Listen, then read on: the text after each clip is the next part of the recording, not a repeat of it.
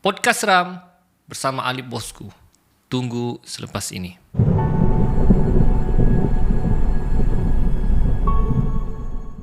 Assalamualaikum warahmatullahi wabarakatuh dan salam sejahtera. Selamat datang ke channel Alip Bosku. Baiklah, channel ini banyak menyediakan video-video yang menarik. Jadi jangan lupa untuk subscribe dan tekan butang loceng untuk update video-video yang terbaru. So guys, bertemu lagi kita dalam podcast Seram Alip Bosku. Dan ini merupakan podcast yang ke-7 kalau saya tak silap lah. So seperti biasa saya akan kongsikan kisah-kisah seram setiap kali podcast seram. Dan untuk pengetahuan anda, saya cuba konsistenkan podcast seram saya setiap hari Khamis malam Jumaat pukul 9 malam. Jadi anda set lah masa tu, kerana saya akan cuba rakam banyak podcast dan saya akan setkan masa setiap hari Khamis jam 9 malam. So anda tidak perlu lagi tertunggu-tunggu video saya bila video saya diupload, bila video Alip Bosku diupload.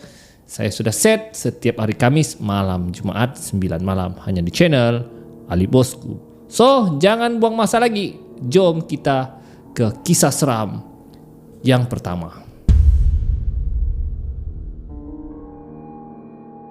So guys, kisah seram yang pertama terjadi kepada seorang wanita.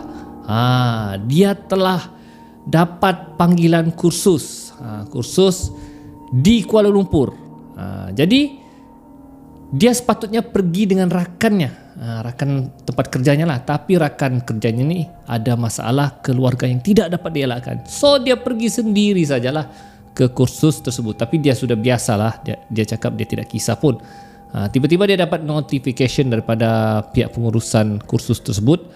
Dikatakan dia ada rakan sebiliknya, cuma dari negeri yang lain lah. Jadi dia kisahlah sekurang-kurangnya ada temannya. Jadi dia pun pergilah ke hotel tersebut di Kuala Lumpur. Hotel tu bertaraf 4 bintang. So memang sangat mewah hotel tu. Jadi dia orang pertama sampai ke bilik. Rakan sebiliknya yang sepatut sampai belum sampai lagi. Jadi dia pun masuk. Wah, dia tengok, wow, mewah. Jadi dia pun kemas-kemas lah apa semua, ya. Dan dia berehat sebentar. Memang agak jauh lah. Dengar cerita dia ni dari Kak Di ni dari utara Semenanjung. Kak Di lah, saya namakan dia Kak Di. Ya, jadi dia pun rehat, tidur. Dia tidur. Lepas tu dia terbangun. Dia nak sedar berapa lama sudah dia tertidur. Dia terbangun. Dia terdengar bunyi pintu dibuka. Kan dibuka. Jadi dia fikir rakan sebiliknya sudah sampai. Jadi dia pun yang masih mamai-mamai kan, yang dia tunggulah rakannya tu masuk. Tapi tak ada pula orang masuk. Pintu dibuka tapi tak ada orang masuk. Jadi dia heran, mana kawanku ni bilang dia mau masuk. Jadi dia pun bangunlah. Dan bila dia bangun, pintu biliknya tu terbuka. Ya, macam kan ada satu lock pintu tu kan, yang tepi pintu besi tu. Dia macam dia tidak tertutup rapat, dia tahan guna lock pintu tepi tu. Jadi dia tek tu gitu. Jadi dia kenapa? Siapa pula buat pintu begini kan? Jadi dia cek dalam tandas, mana tahu lah rakan sebiliknya tu, yang bakal rakan sebilik itu ada dalam tandas. Bila cek di tandas pun kosong. Jadi dia takut ada orang menceroboh. Dia cek barang-barang dia, tidak ada juga hilang. Jadi dia masih berpikiran positif, mungkin ada housekeeping kah dia masuk, mungkin ada orang jadi dia nak jadi masuk kah, begitulah ya. Jadi dia pun tutup semua pintu. Dan kehairanan. Tidak lama kemudian dia dapat mesej daripada rakan sebiliknya, yang sepatutnya jadi rakan sebiliknya, beritahu dia tidak dapat tidur di hotel, dia tidur di rumah adiknya yang di dekat kawasan Kuala Lumpur tu lah. Jadi dia pun tak kisahlah. Dia cakap biasa aku tidur sendiri. Jadi dijadikan cerita. Malam pertama tu itu sajalah gangguan. Dan keesokan harinya seharian kursus. Seharian sampai 5:30 petang, baru dia balik semula ke bilik. Jadi dia balik semula ke bilik, bersiaplah untuk mandi dan makan malam. So dia pun masuk dalam bilik. Kali ini dia baca doa, dia beri salam, masuk. Okey, dia tutup. Jadi untuk mengelak kesunyian, siapa biasa tinggal seorang di bilik lah, dia on TV biar kira macam meriah lah suasana bilik kan. biar cerita tu berita kah, dia on lah TV supaya nampak meriah sikit. So dia pun bersiap, dia pergi mandi. Lepas tu Bila dia keluar dari tandas, TV off dan lampu di bilik tu off. Switchnya terpadam. Jadi dia pelik, aku kasih mati kah lampu tadi? Aku kasih off ke TV tadi? Jadi dia heran, siapa kasih off lampu? Siapa kasih off TV? Jadi dia sudah mulai macam ragu-ragu dengan bilik tersebut. Jadi dia on lampu semula, dia on TV semula. Kemudian dia duduk baring semula. Tiba-tiba guys, TV tu off, lampu tu off lagi. Terkejut dia. Kali ni dia terjadi depan matanya. Switch tu, kan switch ni dia bukan otomatik. Kalau ditekan baru dia hidup. Jadi switch tu off, dan TV tu off. Apalagi dia sudah rasa lain macam. Bulu rumah dia tiba-tiba kembang. Dia cakap, alamak, siapa ni, dia cakap kan. Terus dia baring selimutkan dirinya. Ya, sebab dia takut. Tiba-tiba guys, ya, dia dengar seperti ada orang berjalan di luar selimut. Dia telah kan, dia kan berselimut. Dia dengar macam ada bunyi tapak kaki. Kan kalau macam hotel ni kan kapet. Dia dengar macam bunyi lah bunyi tapak kaki. Dia hanya mendiamkan diri. Dia sudah mulai takut, berdebar. Dia sudah baca doa, macam-macam doa. Tiba-tiba selimutnya tu, ya, selimut hotelnya tu ditarik gitu kan. Terbuka. Bila terbuka, terkejutlah dia, berteriak. Dia tengok tidak ada orang juga. Dia tarik semula selimut dia. Bila dia tarik, tak boleh tarik, seperti ada benda yang menghalang. Dan bila dia tengok di bawah katilnya, dia nampak satu entiti, rambut panjang, tengah dia macam merangkak tu, tengah menahan selimut yang ditariknya. Dia tidak boleh, dia sintak, dia tarik kuat-kuat selimut tu dan dia selimut semula, ya. Dan benda tu menangis guys, menangis dalam bilik. Ketakutan dia, lama. Inilah kali pertama dalam hidupnya, ya, bertembung dengan benda tersebut, dan benda tu muncul dalam bilik. Benda tu menangis, ya. Dia jantung dia dengar mau telefon ke nindak dia sudah panik. Jadi dia tutup, dia diam, dia tidak mau keluar dari selimut tu sampailah dia terlelap. Dan bila dia bangun, dia buka selimut, suasana sudah menjadi sunyi, dan dia baru teringat, tadi aku diganggu kan. Guys, dia cepat-cepat on lampu, on TV semula. Dia angkat telefon, dia telefon dia punya keluarga yang berdekatan, adiknya kalau tidak silap. Dia telefon adiknya, "Dek, malam ni dek, abang mau tidur di rumah kau." "Kenapa kak tidur di hotel tu?" "Kakak diganggu di bilik ini, kakak nak tahan." Jadi dia pun cepat-cepat kemas. Bila dia kemas, sekali lagi guys, lampu dia off sendiri dan switch TV tu off sendiri lagi. Dia sudah berteriak lagi, alamak. Dia kemas-kemas, zip bag dia. Kemudian benda tu yang dia nampak macam ada seorang perempuan tengah duduk di atas katilnya sambil macam mengusap rambut begitu dan menangis. Guys, dia sudah tak peduli. Ya, dia ambil bagnya, dia keluar dari bilik hotel tu, lari terus. Dia tidak mau tunggu di dalam bilik, dia sanggup tunggu di lobi adiknya dan tidak mau tidur di bilik hotel tu lagi. So guys, kisah seram yang seterusnya berlaku kepada seorang remaja. Dia ni baru dapat panggilan masuk politeknik. Jadi politeknik ni agak jauh lah dengan rumahnya.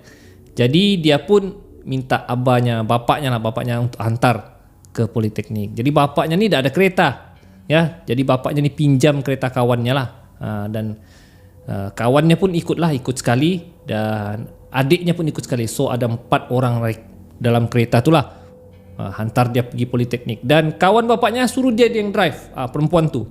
Jadi kau tahu lah perempuan kalau drive kan memang slow lah, sebab bapak dengan kawan bapak itu mau relax di belakang. So dia di depan memandu dengan adiknya. Pemanduan mengambil masa lebih kurang 2 jam juga lah untuk sampai ke politeknik tu. Dan jalan menuju ke politeknik tu tidak bagus. Jalan raya sangat rosak, banyak lubang sana lubang sini.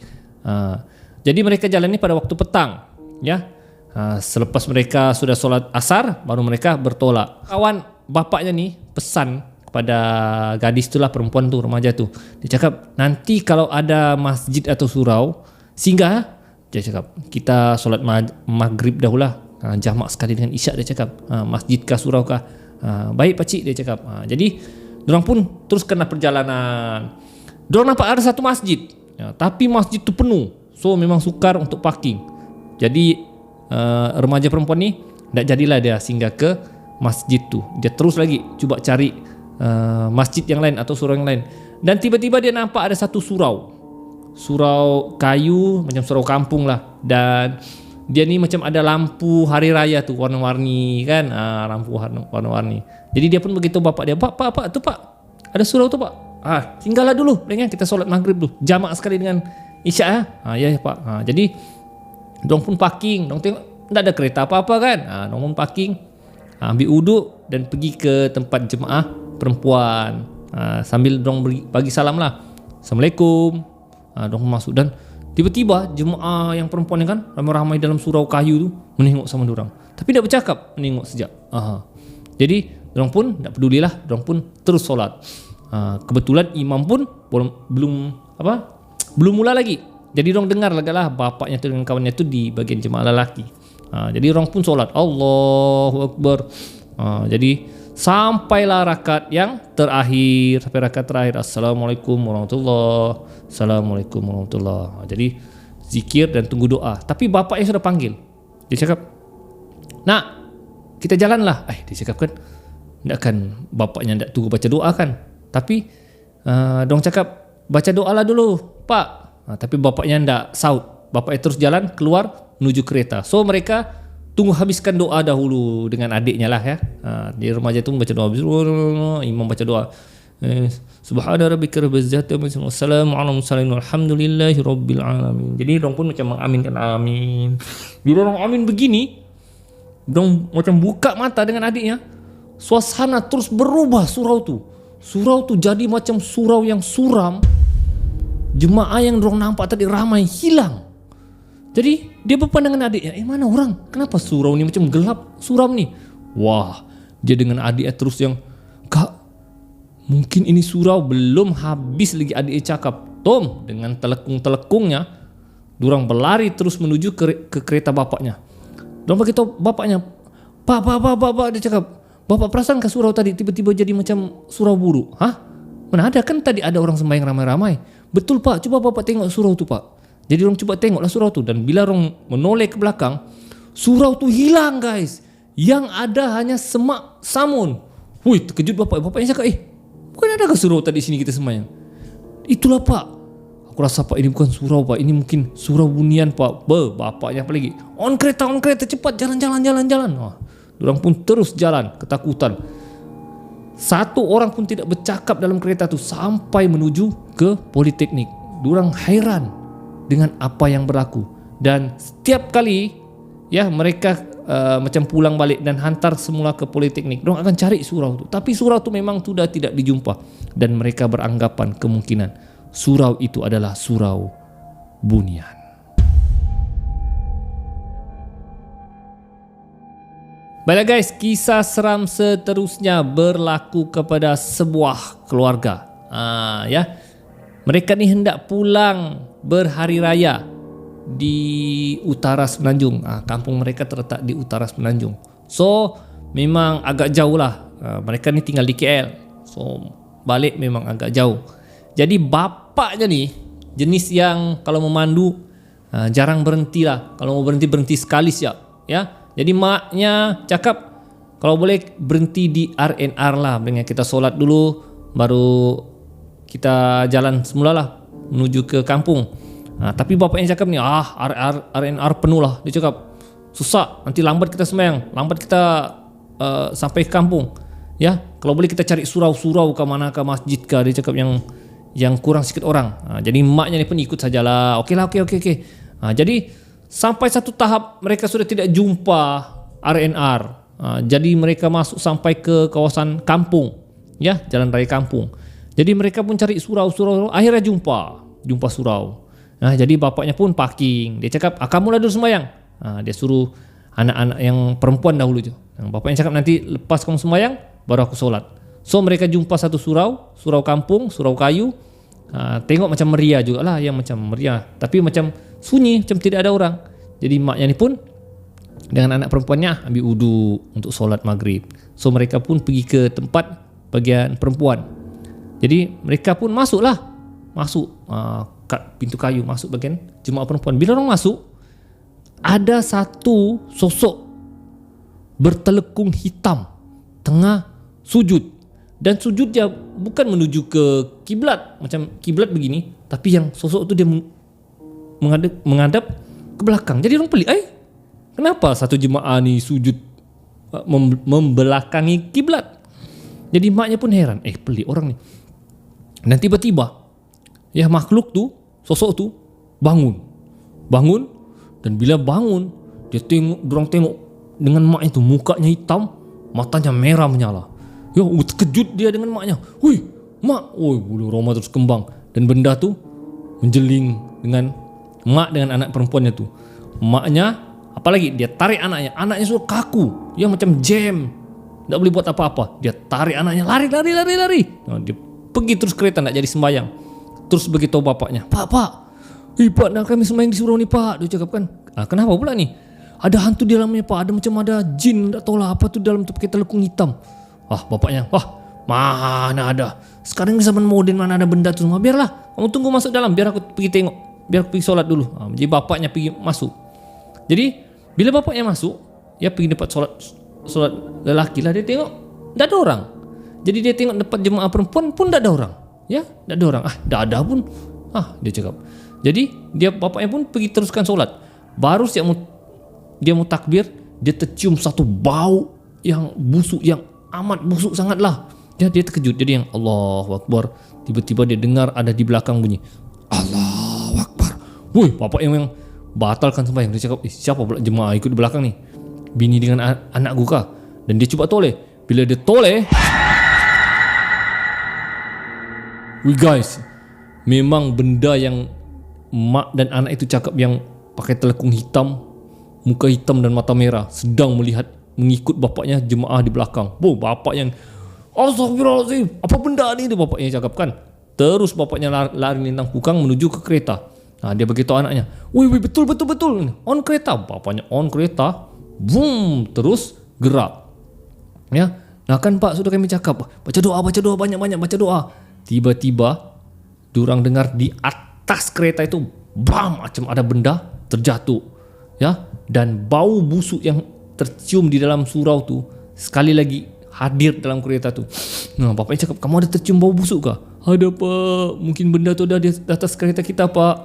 Bapaknya, Allahu Akbar, apa benda ni yang ikut kita ni? Tidak lama kemudian jalan raya tiba-tiba menjadi kabus besar, gelap. Jadi memang tidak nampak jalan. Jadi bapaknya risau, alamak, kabuslah pula. Dan benda yang dari atas tu terus terjun menuju ke depan kereta mereka, dan bapaknya terpaksa langgar lah. Mau nak kan berhenti, bam, langgar. Jadi dorang teruskan perjalanan, tapi kabus masih, mereka tidak dapat keluar dari tempat tersebut.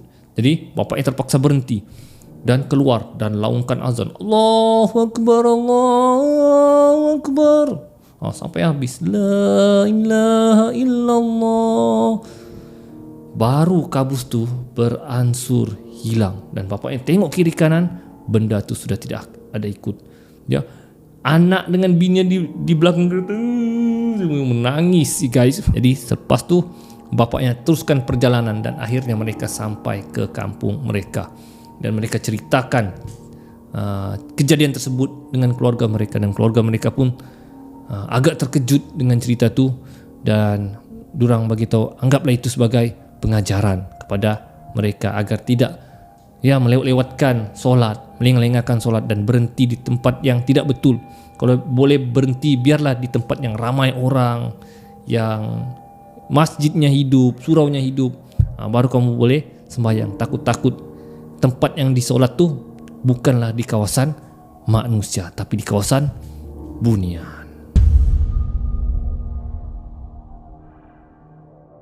Jadi kita akan jumpa lagi di podcast seram akan datang. Teruskan sokongan anda kepada channel Halib Bosku.